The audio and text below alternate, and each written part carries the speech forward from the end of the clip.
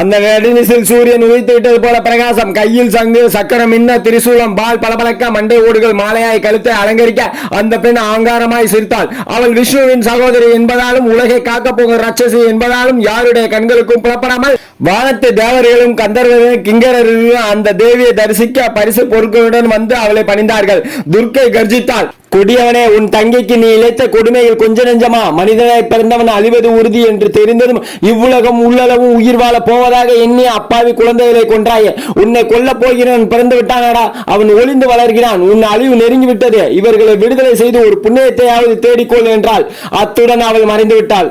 கம்சனின் மனம் அந்த கணமே மாறிவிட்டது. அம்மா தேவகி, என் அன்பு சகோதரியே, உனக்கு எவ்வளவு பெரிய கொடுமையை இழைத்து விட்டேன். என் கொடுமைக்கு பலனாக பிரம்மகஸ்தி தோஷம் கொலைப்பாவம் என்னை பற்றும் என்பதில் எல்லளவும் சந்தேகமில்லை. எனவே என்னை இருவரும் மன்னிக்க வேண்டும் என்று கூறி வாசுதேவரின் கால்களில் விழுந்து வணங்கினான். தன்னை அறியாமல் அவனது கண்களில் கண்ணீர் வந்தது. வாசுதேவரை அவனை தேற்றும்படியான சூழ்நிலை உருவாகிவிட்டது. அதன் பின் கம்சன் ஒரு நாள் அரசவையில் வீற்றிருந்தான். அவனுடைய சகாக்கள் வந்தனர். கம்சா, நீ ஏதோ தியாகி போல உன் தங்கையை விடுவித்து விட்டாய். உன்னை கொல்ல பிறந்திருப்பவன் விஷ்ணு என்பதை நீ அறிவாய். எங்கோ அவன் வாழ்ந்து கொண்டிருக்கிறான். குழந்தை பிறந்து 1 மாதமே ஆகிறது. அவன் வளர்ந்து அதன் பிறகு தானே உன்னை கொல்ல வருவான். அப்போது பார்த்துக் கொள்ளலாம் என்று நினைத்து விட்டாயோ? ஆசாரியை சொன்னதை ஒரு பொருட்டாய் நீ மதிக்கவில்லை. இதன் பலனை நீ அனுபவிக்கத்தான் போகிறாய் என கம்சனை எச்சரித்தனர். உடனே கம்சன் அரசவையை கூட்டி நமது அதிகார எல்லைக்குள் கடந்த 10 நாட்களுக்குள் பிறந்துள்ள எல்லா குழந்தையும் கொன்று விடுமாறு கூறினான். இந்த தகவல் வாசுதேவருக்கு தெரிய வந்தது. நந்தகோபருக்கு இதை தெரிவித்து கோகுலத்தில் இருக்கும் தன் குழந்தைகளான கிருஷ்ணரையும் பலராமனையும் பாதுகாக்க ஏற்பாடு செய்வது பற்றி யோசித்துக் கொண்டிருந்தார். இந்நேரத்தில் தங்களுக்கு ஆண் குழந்தை பிறந்துள்ளதாக நம்பிவிட்ட கோகுல தலைவர் நந்தகோபரும் அவர் மனைவி யசோதையும் குழந்தைக்கு ஜாதகம் கணிக்க முடிவெடுத்தனர். தன் மகன் கிருஷ்ணரின் ஜாதக கணிப்பு திருநாளே மலைபோல் செல்வத்தை குறித்து வைத்து கொண்டாடினார். நந்தகோபர் பசுக்களையும் பொன்னையும் நவரத்தினங்களையும் தகுதியானவர்களுக்கு தானம் செய்ய வேண்டும் என வேதம் சொல்கிறது. பிராமணர்களுக்கு தகுதி இருந்தால் அவர்களுக்கு தங்கள் பொருளை தானமாக கொடுத்து தங்களை புனிதப்படுத்திக் கொண்டனர் கோகுலவாசிகள். நந்தகோபர் மிக அதிகமாக தானம் கொடுத்தார். ஏனெனில் அவர் வீட்டில் லட்சுமியின் மணவாளனே பிறந்திருந்ததா செல்வத்திற்கு ஏது குறை. கிருஷ்ணனுக்கு மிகச் சிறப்பாக ஜாதக கணிப்பு நிகழ்ச்சி நடந்து முடிந்தது. இதன் பிறகு கோகுலத்தின் சார்பில் கம்சனுக்கு செலுத்த வேண்டிய வரித்தொகையை செலுத்த நந்தகோபர் மதுராபுரி வந்தார். அவரை வாசுதேவர் சந்தித்தார். குழந்தைகளை கொல்ல கம்சன் முடிவெடுத்திருக்கிறான் என்ற விபரத்தை நேரடியாக சொல்லி அவரை பயமுறுத்தாமல் கோகுலத்தின் பாதுகாப்புக்கு இடைஞ்சல் வரப்போகிறது, நீங்கள் கவனமாக இருப்பது நல்லது என்று மட்டும் சொல்லி வைத்தார்.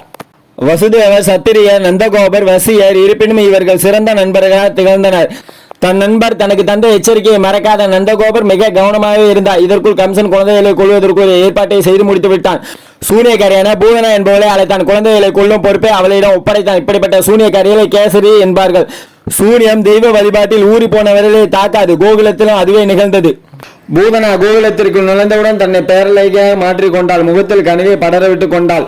அவளது அழகும் போலி சாந்தமா அங்கிருந்தவர்களின் கண்களை ஏமாற்றிவிட்டது. அவ்வூர் மக்கள் அந்த புதியவளை சந்தேக கண்ணுடன் பார்க்கவில்லை.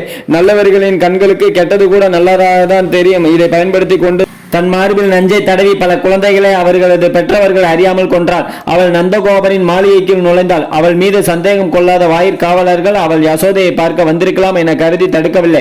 யாரும் அறியாமல் கிருஷ்ணன் படுத்திருந்த அறைக்குள் நுழைந்தாள். குழந்தையை பார்த்த பூதனாவின் மனதில் ஏதோ சஞ்சலம். அது சாதாரண குழந்தையாக தெரியவில்லை. ஏதோ ஒரு சக்தி அதனுள் மறைந்து கிடப்பதை புரிந்து கொண்டாள். இருப்பினும் கம்சனின் கட்டளை அவளால் மீற முடியுமா? குழந்தையை மடியில் வைத்தாள். அவள் மார்பு காம்பை வாயில் திணித்தாள். கிருஷ்ணன் விசப்பாலோடு அவர்களது உயிரை சேர்த்து குடித்தான்.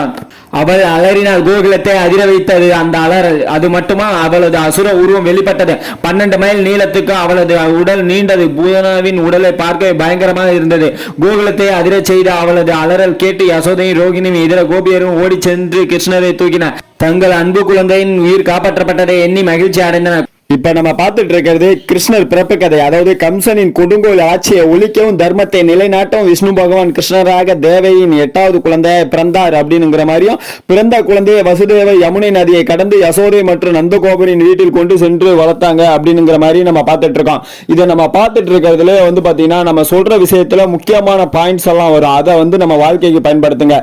எக்ஸாம்பிள் என்னன்னா, மனிதனாய் பிறந்தவன் அழிவது உறுதி அப்படிங்கிறனால நீங்க வாழ்க்கையில பாவமா செய்யாதீங்க.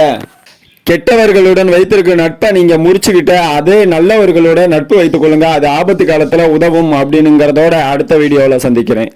டிடிஜிஎஸ் ஜி குந்தராஜ் ஐயப்ப பத்தா யூடியூப் சேனல் பிடிச்சிருந்தா லைக் பண்ணுங்க, ஷேர் பண்ணுங்க, கமெண்ட் பண்ணுங்க. உங்களுக்கு பிடிச்சவங்களுக்கெல்லாம் இந்த வீடியோ ஷேர் பண்ணி அவங்களையும் பார்த்து பயனடைவீங்க. தேங்க்யூ ஃபார் வாட்சிங்.